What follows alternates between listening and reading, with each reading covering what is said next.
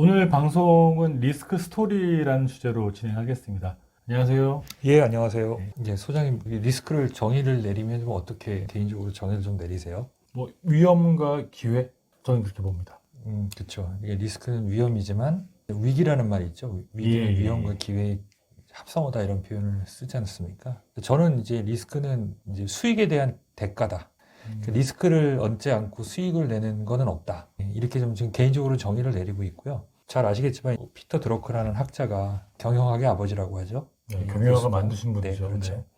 리스크에 대한 아주 훌륭한 정의를 내려주셨죠. 측정될 수 없으면 관리될 수 없고, 이제 관리될 수 없으면 개선될 수 없다.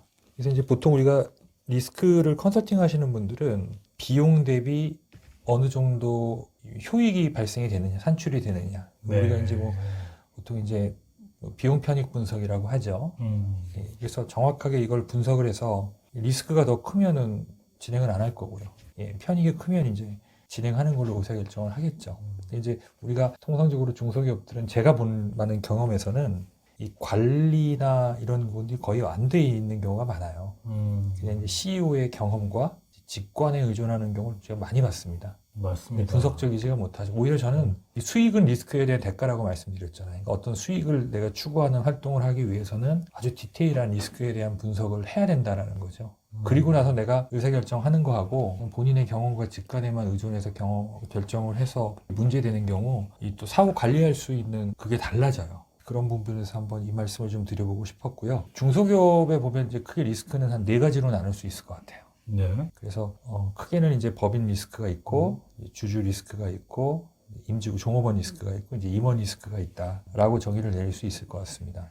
법인 리스크라고 하면 이제 경영의 투명성이라든가 법인의 제도나 규정, 그다음에 이사회나 주총의 기능이 그 법인의 목적에 맞게 작동되고 있는지 이런 것들이 이제 법인 리스크가 될 수 있을 것 같고요. 주주 리스크는 뭐가 있을까요? 차명의 문제가 있을 수도 있겠고 아니면 다른 주주가 경영권에 개입한다거나 여러 가지 문제가 있지 않을까요? 그냥 그걸 정의를 내리면 지분을 어떻게 구성할 거냐. 네. 지분 구성을 하려면 지분 이동을 해야 되고 네. 이동을 하려면 평가를 해야 되지 않습니까? 네. 그죠? 그럼 그런 형태로 지분 구성이 다 이루어지고 나면 주주는 주주권을 행사할 수 있는 거잖아요. 네. 그 주주권 행사가 나한테 유리하냐 불리하냐에 따라서 이제 이 지분 구성이 좀 달라질 수도 있겠죠. 네. 그리고 주주는 당연히 배당 청구권이 있기 때문에 배당 정책을 어떻게 가져갈 거냐. 그리고 이 지분의 증감이 세금적으로 영향이 있죠. 과점주주 리스크라든가 이런 것들도 이제 점검해야 될 리스크인 거죠. 종업원 같은 경우는 대표적인 게 이제 노무 리스크고 인사제도나 보상제도 이런 것들이 리스크로 분류될 수 있을 거고 이제 임원에 대한 리스크는 이건 중소기업에 국한된 겁니다. 대표적인 게 퇴직금이죠. 그다음에 평가 보상제도 또는 임원의 역할의 책임을 어떻게 정해 내릴 거냐. 구분이 없잖아요. 상근이냐 비상근이냐 등기냐 미등기냐 감사냐 임원이냐 이런 구분이 잘 안 돼 있어요. 그러다 보니까 역할과 책임에 따른 보상 자체도 불투명할 수밖에 없는 거죠. 저는 개인적으로 이제 기업의 무형자산을 무형자산 하면 뭘까요? 그냥 형태가 없는 자산. 이렇게 특허 이런 게 대표적인. 그렇지만 형태는 없지만 이제 기업 가치에 상당히 지대한 영향을 미치는 자산이라고 볼 수 있습니다. 대표적인 이제 유형자산 따지면 이제 기계설비 이런 게 있잖아요. 네. 그리고 이제 우리가 보통 유동자산이라고 하죠. 네. 이제 이걸 현금 흐름을 만들 수 있는 자산이냐에 따라서 이제 당좌자산, 재고자산으로 나누기도 하고요. 네. 근데 제가 이제 오늘 강조하고 싶은 건 이 무형자산입니다. 산업재산권이라는 건 특허권, 특허권, 영업권 이런 이제 권리들이고요. 네. 회계에는 반영이 안 되죠. 이 산업재산권은 회계에는 반영할 수 있죠. 그렇죠. 근데 이제 회계에 반영 안 된 전 2가지를 강조하고 싶어서 그래요. 하나는 이제 인적 자본입니다. 우리가 이제 사람을 코스트로 보지 않고 여기 이제 자본으로 보잖아요. 최근에 노무관리에서도 인적 자원 관리라는 인적 자산, 네네. 휴먼 캐피탈, 휴먼 리소스 이런 표현을 다 쓰기도 하죠. 사실 이제 현장에서 중소기업 현실에서 이제 종업원을 하나의 자본으로 보고 종업원들에게 그게 투자할 만한 그런 경제적인 여유나 정서적인 여유는 없죠, 사실은. 그럼에도 불구하고 대단히 중요한 부분입니다. 또 하나 제가 주목하는 거는 이제 오너가 갑자기 어떤 문제가 생겼을 때 그 오너의 공백을 재무적으로 메울 수 있는 기본 준비가 돼 있느냐. 저는 이것도 무형자산으로 봐요. 예를 들어서 이제 오너 공백으로 인해서 긴급한 자금 수혈이 한 10억이 필요하다. 네. 근데 이 10억을 어쨌든 외부에서 어떤 방식으로든 조달할 수 있는 그런 이제 체계화되어 있는 구조가 돼 있다. 이것도 무형자산 아니겠습니까? 그게 그 시점에 적절하게 조달이 안 되면 기업은 무너져요. 그런 대비가 돼 있는 것도 재무제표에 나타나지 않아요. 그렇지만 이제 리스크 측면에서는 상당히 대비가 잘 돼 있는 기업으로 보고 그것도 저는 무형자산으로 본다라는 거죠. 많은 말씀 같습니다. 네. 조금 더 이제 뭐 큰 기업들의 리스크를 보면 이제 제일 중요한 게 기업은 CEO잖아요. 네. 제가 늘 말씀드리지만 이제 자동차에서 제일 중요한 사람 누굴까요? 운전대를 잡고 네. 있는 사람이고 이제 그 사람이 졸음운전, 난폭운전하거나 불법을 저지르면 승객들까지 다 위험해지는 것처럼 뭐 CEO 리스크가 가장 큰 거고요. CEO가 잘해도 뭐 시장의 고유 위험들이 있겠죠. 네. 이런 것들도 물론 이제 궁극적으로는 CEO의 책임이죠. 시장에 대한 예측을 잘하고 그런 예측을 잘하기 위해서 여러 가지 경영 자원을 배분하고 하는 것들 이런 것도 이제 CEO 역할이고 자산 위험도 있을 수 있겠죠. 이런 것들은 이제 통상적으로 다 경영을 하시는 경영진들이 겪고 있는 이제 리스크라고 볼 수도 있고요. 재무 위험은 늘 이제 따라다니는 위험 중에 대표적인 게 하나죠. 특히 이제 재무 위험 중에 여기 보면은 자금의 미스매칭이에요. 이게 이제 필요할 때 자금이 없고 또 이제 굳이 필요하지 않을 때는 또 자금이 넉넉하게 들어오는데 문제는 중소기업이 이 굉장히 계획성이 좀 부족하다 보니까 들어오면 들어오는 대로 또 돈이 나가고 없으면 또 없는 대로 빌려 쓰고 이런 상황이죠. 흑자 도산하는 경우도 뭐 그렇죠. 네. 대표적인 또 관리 쪽의 위험이라고 하면 이제 회계가 제대로 정리가 안 되죠. 그러다 보니까 실제 기업의 실질적인 가치를 보통 우리가 회계를 보고 판단해야 되는데 회계 갖고 판단 안 하죠. 마지막에 뭐 인적 위험입니다. 뭐 예를 들어서 임직원의 부정도 굉장히 큰 위험일 수 있고요. 이게 이제 예전에 제가 만든 자료인데 지금 코로나19로 미국 같은 경우 죽은 사람들이 이게 올해 3월 기준입니다. 2차 대전 이후에 미군 전사자보다 많다고 하니까 우리나라도 이제 이때 한 1,600명 정도가 사망을 했다고 하니까요. 아주 심각한 영어로 말하면 크리티컬 리스크라고 하죠. 이런 리스크에 대해서는 과잉 대응이 늦장 보내보다 낫다. 그 리스크 관리가 잘 돼 있는 그런 개인이나 단체나 조직에서는 이런 원칙들을 갖고 리스크 관리를 한다라고 제가 얘기를 듣고 있습니다. 예전에 또 이것도 많이 있었어요. 일본이 이제 우리 그 불화수소 한창 문제가 됐었죠. 뭐 판매하지 않는다고 그래서 국가 간의 분쟁도 있고 했잖아요. 네. 그때 제가 이제 이상하다. 왜 우리나라에도 이 제품이 있다는데 안 쓰지? 막연히 일본 제품을 선호하나? 그런 제가 이제 편견이 있었는데 대표님이 이런 말씀을 하시더라고요. 이게 이제 12.9 99.999가 12개 있는 겁니다. 아, 이 12분의 그런 의미군요. 근데 이제 사람 눈에는 이걸 구분 못 한대요. 그만큼 이제 이게 고도의 그 순도나 정밀도를 요구하는 데서는 우리 눈에 보이지 않는 작은 리스크 하나도 그 제품 전체를 다 불량품으로 만들 수 있는 리스크라는 거죠. 그래서 작은 거 눈에 보이지 않는 작은 거 하나까지도 글로벌 기업들의 리스크 관리 아닌가 하는 그런 생각을 좀 했습니다. 중소기업으로 좀 넘어가면은 중소기업의 CEO의 존재감을 제가 이제 이렇게 좀 숫자로 표현을 합니다. 사실 중소기업은 CEO 의존도가 거의 절대적 아니겠어요? 맞습니다. 이 절대적이라는 걸 어떻게 좀 숫자로 표현할까 고민하다가 이제 곱셈으로 따지면 원래 99 곱하기 1은 99가 돼야 되잖아요. 근데 이게 이제 CEO 법칙에서는 CEO가 하나 까딱 잘못하면 마이너스 1이 98이 아니라 그죠? 예, 곱셈의 법칙에서는 99가 마이너스 99가 돼버리는. 맞습니다. 그만큼 이제 CEO의 무게감이라든가 존재감이 대단하다는 거고. 절대적인 것 같아요. 그렇죠. 만약에 CEO 한 명이 없어지면은 보통 이게 98이 돼야 되잖아요. 네. 근데 중소기업들은 이분 하나 안 계시면 그냥 빵이죠.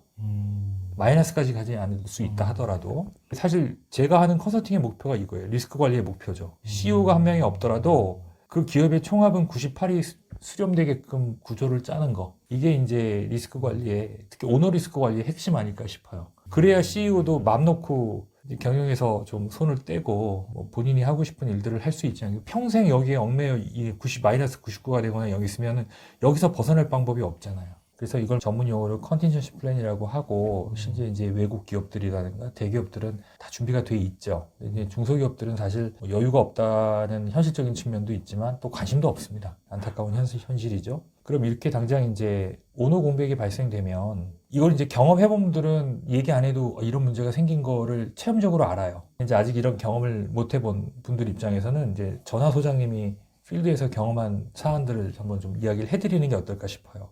당연히 단기 자금난입니다. 돈 빌려준 사람은 갚으라고 압력하고요. 특히 이제 은행권은 중소기업 대출은 CEO의 가치가 되게 중요해요. 네, 맞습니다. 예, CEO가 얼마나 그 업력을 가졌냐. 그래서 실제 대출의 한도나 금리나 기간에서 CEO가 미치는 영향이 크기 때문에 CEO가 없는 회사에 뭐 자금 대출을 연장해 주거나 금리를 우대해 주거나 하는 어떤 그런 리액션이 나오기 어렵다는 거죠. 그리고 또 주주나 출자자는 CEO 믿고 투자했는데 이 사람이 없는데 호시탐탐 지분 뺄궁리만 하고 앉아 있을 가능성이 높고요. 또 혹시 거기 이제 임원들이 있다면 야 내가 어느 시점에 퇴직을 해야 내 퇴직금이 가장 많을까라는 이제 주판을 튕기고 있을 가능성이 높고요. 또 거래처에서는 야 이거 현금 주면 안 되겠다.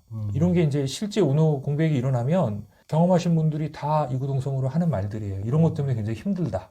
또 이제 이런 게 큰 문제가 없다 하더라도 두 번째 이제 이런 문제가 있을 수 있는 거죠.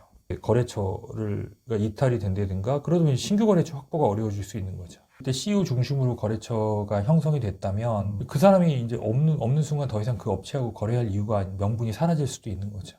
그리고 이제 경영 공백이 따르면 이제 내부 통제 시스템이 사실은 상실되기 때문에 이제 직원들도 나름대로 뭐 줄서기를 한다든가 뭐 어수선하죠.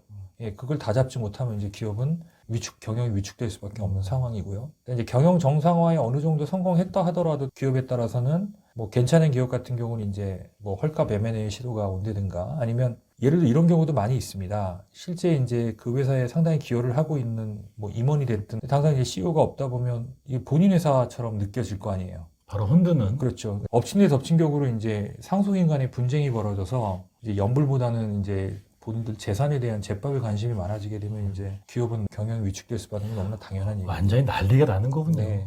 뭐 그것뿐만 아니라 대표이사가 상당 부분의 보증을 쓰고 있다면 그 채무를 어떻게 승계할 것이냐. 우발 채무들이 막 나오고 자녀가 있죠. 승계하고 싶어도 보증자로서의 어떤 기본 요건을 갖추고 있지 못하면 승계할 수가 없어요. 그렇다고 제3자가 승계할 것도 아니라면 이제 또 다른 리스크에 봉착할 수 있는 거고요. 또 가지급금이 많은 기업은 어떻게 할 거며 당연히 이제 뭐 상속세 어떻게 마련할 건지는 기본적인 문제고요. 그다음에 유가족의 생활자금은 어떻게 마련할 것인지 이런 이제 문제들이 생각하면 머리 아프니까 생각 안 한다고 하시는 분들이 많아요. 그럴 것 같아요. 예. 근데 사실 이거 마음 잡고 한번 생각하면은 충분히 이 리스크가 현실화됐을 때 대비할 수 있는 방법들이 있거든요. 그래서 이거는 CEO가 그냥 나한테 일어나지 않았으면 좋겠다라고 기우제 드리면서 기우제 지내면서 피해가길 바랄 게 아니라 보다 적극적으로 대처할 수 있는 준비를 좀 해야 된다라는 측면을 좀 말씀드리고 싶습니다. 예를 들어서 빈도도 크고 가능성도 높은 거는 어떻게 해야 되겠어요? 이제 한번 터지면은 리스크도 크다라는 거는 사실은 이게 뾰족히 그건 관리할 방법은 없어요. 예. 너무 심각하니까. 너무 심각해서 이건 다 때려 놓친 거예요. 아무로 따지면 뭐 이제 사기라서 뭐 그냥 조용하게 인생 정리할 수 있게 하는 거 정도. 기업도 마찬가지죠. 근데 이런 리스크가 있기 전에 보통 세 가지 부류겠죠. 하나는 여기 나와 있는 것처럼 리스크는 작은데 빈도는 좀 높다. 네. 이런 건 이제 빈도를 축소하려는 노력. 이게 이제 예방 중심의 노력이겠죠. 이제 둘 다 낫다. 이거는 그냥 뭐 대비 안 해도 그냥 우리 회사가 감당할 수 있어. 이거 허용 과정한 리스크겠죠. 이런 거는 이제 사실 회사가 자체적인 역량으로 해결하기 어려워요. 특히 오너 리스크 같은 경우. 이런 경우는 이제 외부의 어떤 도움을 받아서 해결하는 대표적인 게 이제 보험의 리스크를 이전시키는 방법이 있을 수 있겠죠. 그래서 근데 이제 리스크 관리도 자칫 이 번지수가 틀리면은 이게 오히려 그 자체가 리스크가 될 수 있는 거예요. 사실 이런 쪽의 리스크는 보험으로 커버할 리스크가 아니잖아요. 예. 리스크에 대한 정확한 포지셔닝도 되게 중요하다. 그래서 제가 여기 보면 뭐 세무 로무 리스크는 또 여기 이렇게 표현을 해놨잖아요. 꽤 높네요. 예. 근데 왜냐면 이게 노무 리스크도요. 사실 CEO 입장에서는 직원 하나의 문제일 수 있지만 그 직원 하나의 문제가 깔끔하게 정리가 안 되면 그게 전체의 노무로 번져나갈 수 있는 거예요. 세무도 마찬가지죠. 이게 한 해로 따지면 금액이 안 되지만 이게 10년, 20년 누적돼서 가산세 뭐 다 합하면 이게 그동안 기업에 공들여서 쌓은 이익금을 한 번에 다 털어먹을 수 있는 리스크이기 때문에 확률은 낮아도 한 번 발생이 되면은 굉장히 기업의 경영에 심각한 타격을 입힐 수 있는 리스크로 보고 대비를 하는 게 맞다는 거죠. 자, 사고 관리에 대한 자산입니다. 이런 리스크를 이제 최소화 시켜주겠다고 많은 분들이 이제 컨설팅을 하는 것 같아요. 뭐 저도 이제 컨설팅을 하는 사람의 입장에서 보면은 이 사고 관리가 결국처럼 이게 소방사가 불 끄고 난 잔불 처리 같은 거예요. 잔불이다. 예, 잔불 처리를 잘못하면 어떻게 돼요? 오히려 더 큰 불이 날 수도 있는 거죠. 그렇죠. 급한 불을 끈 건 좋은데요. 이 사후 관리가 특히 중요하다는 거예요. 잔불 처리를 잘못하면 오히려 이 컨설팅 하시는 분들이 더 큰 방화범으로 전락하는 걸 제가 굉장히 많이 봐서 이런 거 되게 조심해야 되겠다. 구상당하시는 분들도 있더라고요. 네. 뭐 최근에 개그맨 한 분이 돌아가셨습니다. 네, 맞아요. 폐암으로. 네. 그분이 이제 한때 강아지 구충제가 효험이 있다. 맞아요. 그걸 보고 제가 이런 느낌을 가졌어요. 우리가 보통 이제 중요한 게 있고 시급한 게 있잖아요. 네. 선택을 보통은 해요. 근데 이 중요한 게 시급해지면 그때는 되게 절박해져요. 그럼 이제 이런 상황이 생기는 거예요. 그래서 여기 보면 뭐 가지급금, 삼형주식, 아까 제가 언급한 그런 다양한 잠재적인 리스크들이 중요한 거일 수 있고 시급한 걸 수 있어요. 이걸 잘 구분해서 판단하시는데 되게 중요한 게 숙제로 미뤄져요. 그랬다가 이게 반드시 시급함을 만나게 됩니다. 그럼 그땐 정말 절박해져요. 소유권 외양간 고친다고 해야 되죠? 그럼 누가 돈을 벌죠? 외양간 고치는 사람만 돈을 벌어요. 아, 그렇군요. 예. 그런 상황에 노출되는 분들이 굉장히 제가 많이 좀 안타깝게 본 거라 컨설팅 받고 이게 시급하냐 중요하냐에 따라서 단계적이고 순차적인 그런 해결책을 모색해가는 좀 그런 마인드를 키우셨으면 하는 마음에서 좀 담아봤습니다. 오늘 강의가 재밌었습니다. 중소기업은 CEO가 99%의 역할을 하고 있고 전부 모든 것들을 담당하고 있다는 생각이 들었었고요. 그 부분에 대해서 그만큼 중요하시니까 거기에 대한 준비, 네. 사후 관리. 아까 항상 수익은 리스크에 대한 대가지 뭐 내가 열심히 노력한 거, 뭐 내가 환경적으로 되게 좀 남들보다 좀 나은 거, 뭐 이런 게 아니라는 거예요. 그냥 수익은 리스크에 대한 대가다라는 많은 이게 선임들이 남긴 그 교훈만 머릿속에 새겨 놓으시면 리스크 관리는 충분히 될 거라고 봅니다. 오늘은 리스크 스토리라는 주제로 방송을 진행했습니다. 오늘 방송 감사합니다. 고맙습니다.